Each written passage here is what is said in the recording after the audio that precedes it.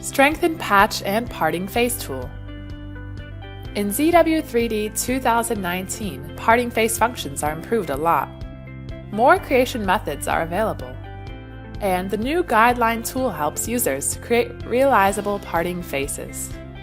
The region definition of this model has finished.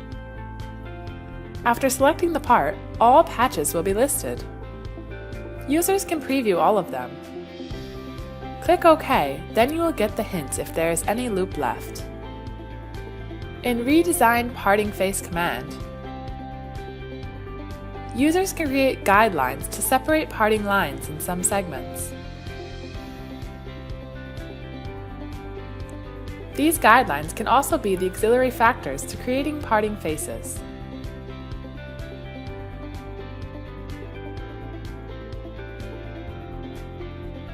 There are many methods to create parting faces.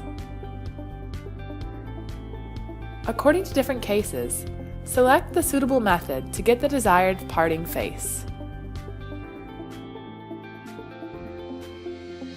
After finishing creation, there are folders for each parting face in the history tree.